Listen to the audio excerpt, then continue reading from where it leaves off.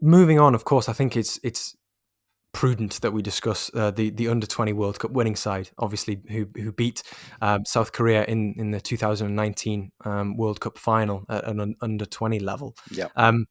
That was a team which had the likes of Georgi Sitiaishvili, Sergei Buletsa, Supriyaha, we've just talked about, Valery Bondar, Andriy Lunin, all of those players who were excellent at that tournament, Hmm. and Ukraine really were deserved winners. I was kind of rooting for South Korea at that time, but has to be said on reflection, I think they were the best side, and they deserved it because South Korea were really good at sort of keeping teams at bay, and Ukraine then put three past them in the final. So you can't really argue with that. But on a where are they now basis, it's been pretty much 2 years since that tournament, and you'd be expecting those players who starred at that tournament to be really, ramping up, knocking on the door of their respective clubs, the first team starting 11s and stuff like that. But the players that I've just mentioned, Sitaishvili, Buletsa, Supriya, Bondar, Lunin, they're all they're all struggling for form or minutes or both. Yeah. And I think that it's a sad reflection because in years gone by you may have got that with players at youth international tournaments, that the infrastructure at their clubs perhaps wasn't in place, but that's not the case now. These players who are excelling at youth international tournaments, there's a reason for that, and that's because they've been conditioned to be the best. So it's a shame to see that perhaps this golden generation of Ukrainian youth team players hasn't fulfilled the potential. I mean, is there a reluctance that? It's probably playing on that fact, the Lednev and Supraha fact, that the top teams like to hold these players. And I mean, just looking down that squad list at the Under-20 World Cup, they were pretty much half the squad was either Shakhtar or Dynamo. Hmm. So naturally, there's not going to be a place in the team for every single one of those players. So naturally, a few of them will stall. A few of them will move on, maybe take moves that are beneath them, or perhaps go to teams that maybe aren't suited to them at that time. Yeah. Andrew Lunin certainly being one, being at Real Madrid. Um, have you found that there's a greater reluctance from Western European clubs to take what they may perceive as a gamble on Ukrainian players, or are there something like financial factors maybe at play? It's a weird one. I think they're definitely following that World Cup. There was links with a whole host of that squad, moving to different clubs or even getting more game time at their parent clubs. Um, However, the issue with sort of Ukrainian football, I think, one of the big problems for youth players is that I think they're given quite, handsome salaries. They're told, stay with us for a while.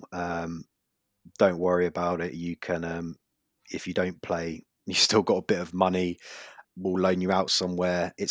There's also sometimes a reluctance. I mean, definitely in the past, there was definitely a reluctance to sort of move to Western Europe because of maybe the culture change, needing to learn a new language, that sort of thing. But you know, I guess especially for these players, Bondard actually, I guess, might be.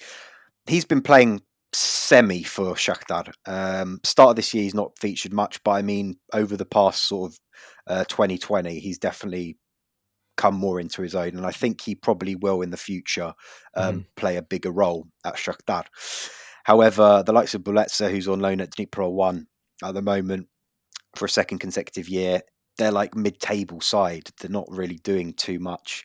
Tsetashvili, he was given a sort of a hope when Lucescu joined. There was this sort of opening training session where Lucescu came over to Tsetashvili and sort of like grabbed him by his beard, sort of on his chin, and everyone made a meme out of it in Ukraine, saying, "Oh, look at this guy; he's going to be the next big thing under Lucescu." But no, he started a few games whilst Tsygankov was injured at the start of the season, and then that was it really. Now he's on loan at Vorskla Poltava. He's starting consistently there, getting more minutes, which I think is a good thing for sure, because he's really not had any consistent game time over the past couple of years since that World Cup, compared to the likes of Buletsa, Supriyaha, who were out on loan and playing, 90 minutes, regardless of what sort of level it was. It was at least the Ukrainian Premier League.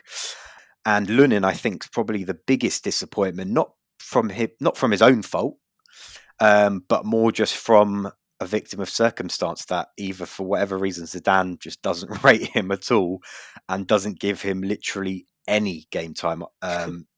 It's like I think he holds the record for longest from signing to making his first senior debut competitively, and that was I think in January in a cup game, and ironically it was like a really second string Real Madrid side and they got knocked out by like a third tier club. So and I mean when you're given that one shot and as a keeper you sort of don't keep a clean sheet or whatever, it's very difficult to come back from that. And I mean there's already rumours that he's going to make a move somewhere in the summer. I hope it would be to another top five league and maybe a lower caliber club, obviously. But I think he's definitely got the attributes to be a top keeper.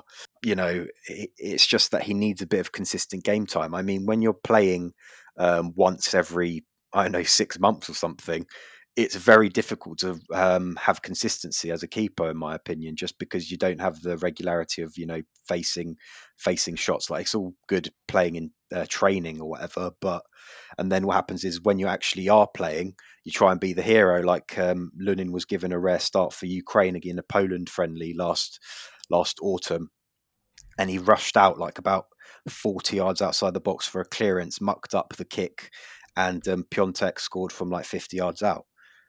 And it's like, nightmare. For God's sake, what's going on? So, yeah, he's been loaned out to a load of Liga Primera or whatever La Liga 2 is called these days. But I mean, I think he needs to be playing some top flight football somewhere, and hopefully he can get that come the summer. But it's a shame, I guess, for all of those players, how they've ended up. Yeah, I mean, Lunin was obviously, he won the Golden Glove at that tournament. And I mean, there's been some prestigious winners of that in the past. But yeah, I think it's, again, victim of circumstance. Thibaut Courtois is 28 years old. Yeah.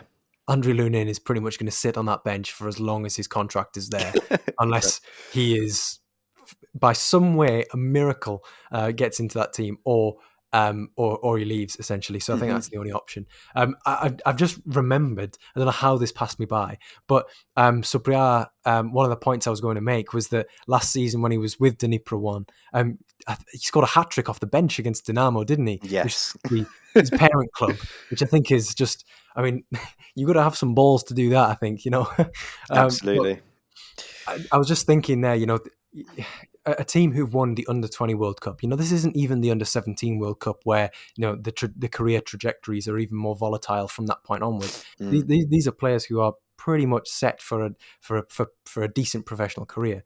If this was a South American or an African Under-20 World Cup winning team, the likelihood is that teams in Europe probably would have picked them up one by one after that tournament. So it is just a shame to see that so many have not fallen by the wayside, but maybe just having to kickstart, maybe get the jump leads on their career, so to speak. But yeah, it's a troubling one.